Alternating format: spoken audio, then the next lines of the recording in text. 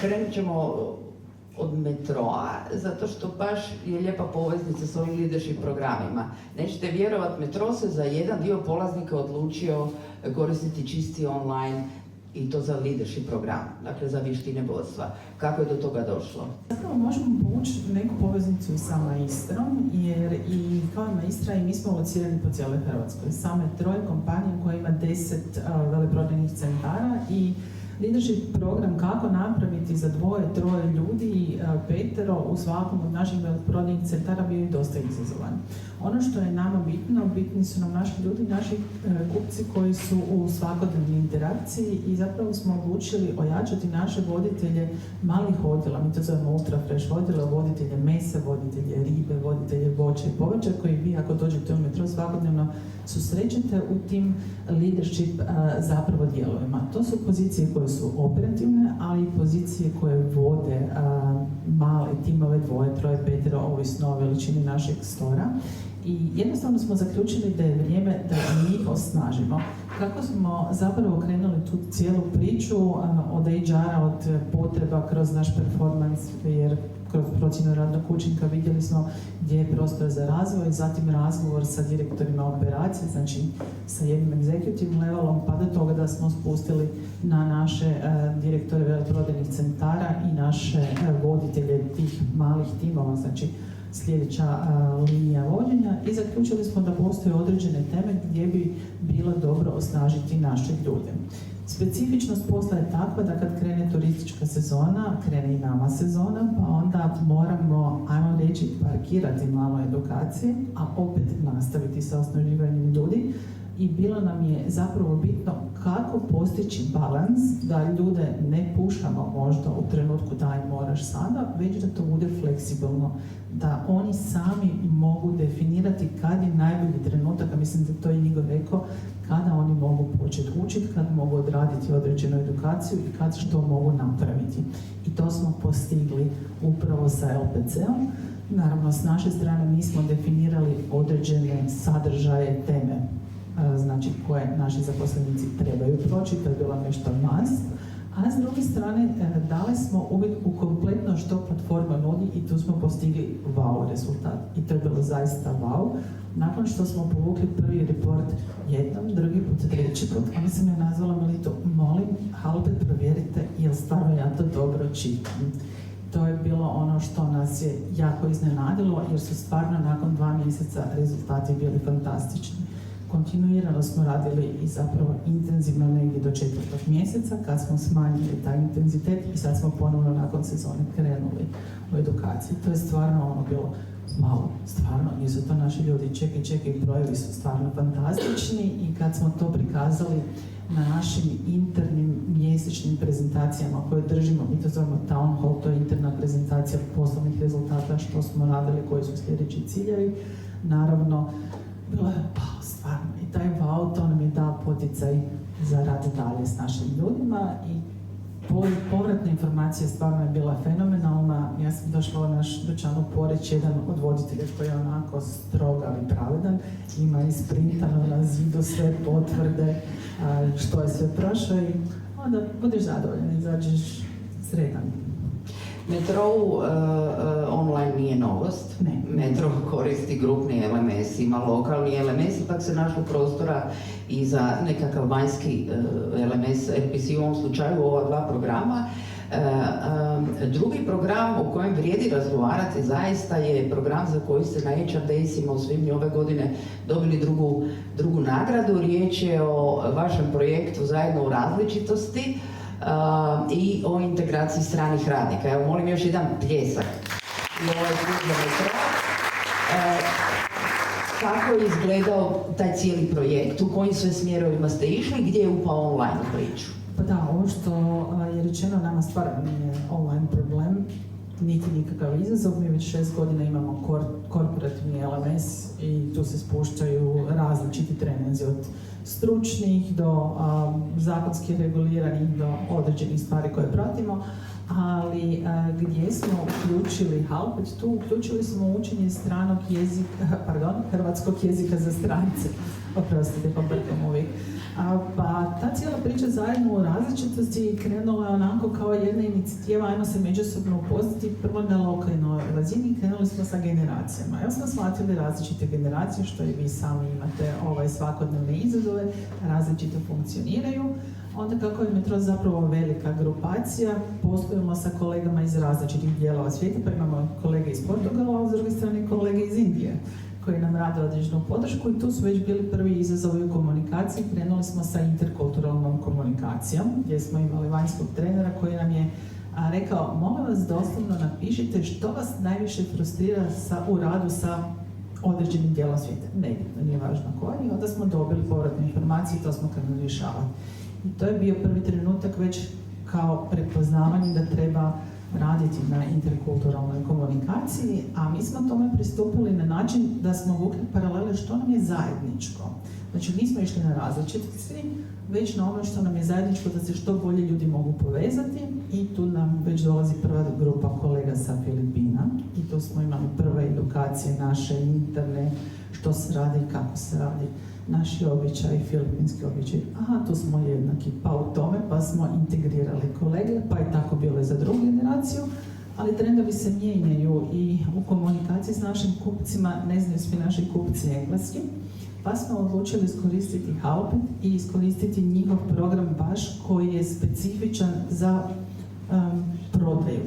Znači, da se nauči što je kruška, što je jabuka, što je šljiva, što je bilo interesantno. Ono što smo mi napravili, dok su se iščekivale radne dozvole, sve što ide uz to, a većinom svi znate kako to funkcionira i koliko vremena traje, mi smo našim kolegama sa Filipina omogućili online učenje hrvatskog jezika dok su bili na Filipinima.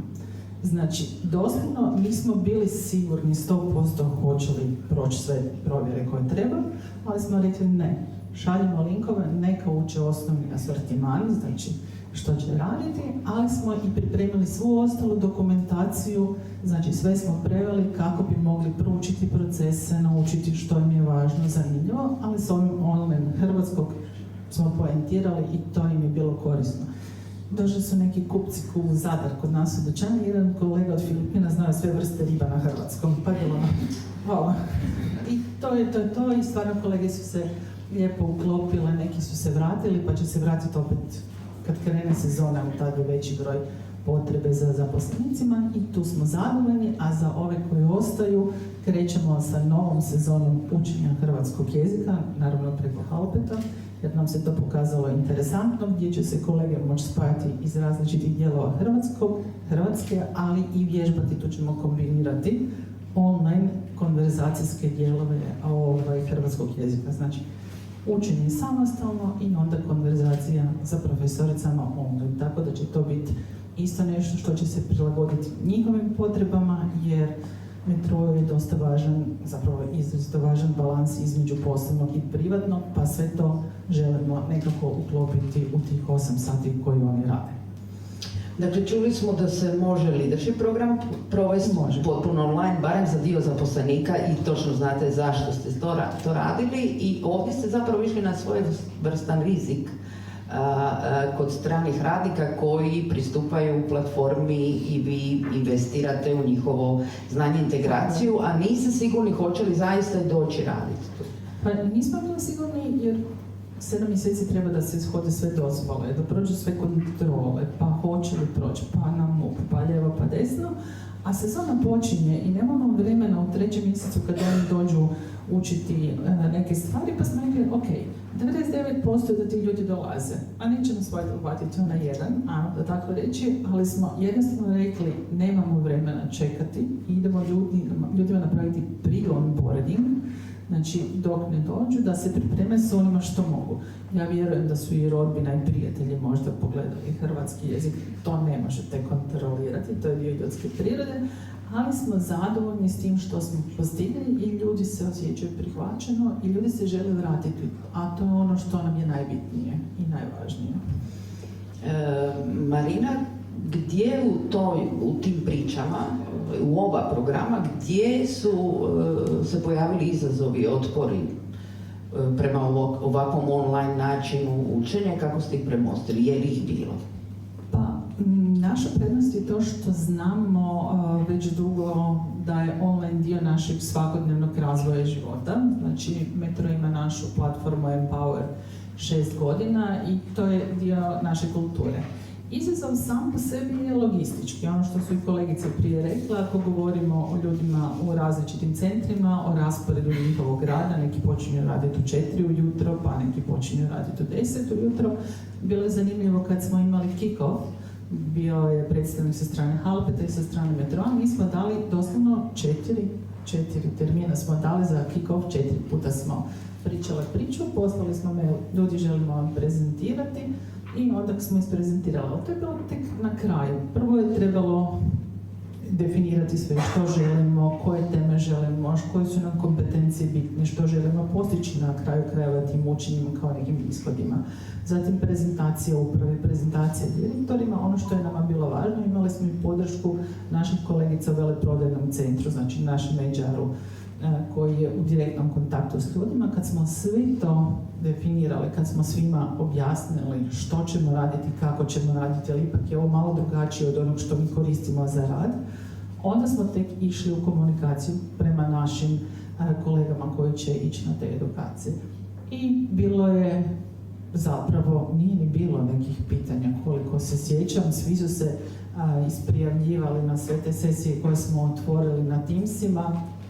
Kad su završile sve te kick-off prezentacije, više smo rekli, ok, sad više možemo pjevati taj kick-off, koliko je, to smo se uigrale zapravo nas dvije koje smo održale i nekih izazova ne. Najveći problem bio, Marina, ne mogu se ulogirati. Ok, to su bili izazovi, ali kad smo vidjeli teme koje su kolege birali uz ono što smo mi definirali da je must, stvarno smo bili zadovoljni, vidjeli smo da bez obzira na razinu pozicije, je li to u visokom managementu ili to najobičniji zaposlenik, treba raditi s ljudima i da je malo drugačije od onog što je propisano. I zato smo zapravo krenuli ponovno sa tom cijelom pričom, ali ove godine ne idemo na leadership. Ove godine idemo baš na naše zaposlenike, na kolege, na blagajnama i kolegicama, znači koji su također u kontaktu s našim kupcima i za koje možda ne možemo održati učioničku nastavu, ali možemo pružiti podršku na ovaj način, a onda kasnije vidjeti što još možemo dodati. Pričamo o soft skillovima. Tako je, soft skillovima. Da niko ne bude izostavljen. Ovaj dio koji je must, koji spuštamo korporativno, to se prati kroz našu platformu, kroz reporting, na načine koliko smo odradili do određenih rokova i to nam je jako, jako bitno vezane stvari uz stručna znanja, uz našu strategiju, uz zakonsku regulativu, to je sve strogo definirano onako kako treba biti u jednom tako velikom sustavu. Hvala Marina. Pitanje još za kraj. Što biste poručili, savjetovali kolegama u HR-u koji još uvijek ne koriste online only format? Ono što je svakako bitno, dobro je znati što želite postići time, naravno, definirati dobro ishode učenja i ciljanu skupinu i otvoriti se za to. Ono što je dobra stvar Halpeta, ima demo verzija, pa uvijek možete vidjeti što se nudi, što su kolegice i kolege rekle i jako je bitna dobra priprema, da ljudi znaju što će raditi, u kojem vremenskom roku će raditi, koje su očekivanje i što oni time dobivaju. Ako to dobro u tom inicijalnom sastanku krajnjim korisnicima platforme objasnimo, nema nikakvih izazova, nema nikakvih dilema i ljudi budu zadovoljni, jer svako voli bez obzira na životnu dob i radno iskustvo još nešto dodatno naučiti. Tako da, probajte, ništa se neće dogoditi. Kod nas u Metrou kažu pokušaj, nauči, nemoj 2 put pogriješiti, 3 put, ali svakako daj priliku da naučiš, jer na greškama se u krajnju ruku uči, a ovo nije greška, ovo je zapravo dugoročno dobra investicija. Hvala Marina.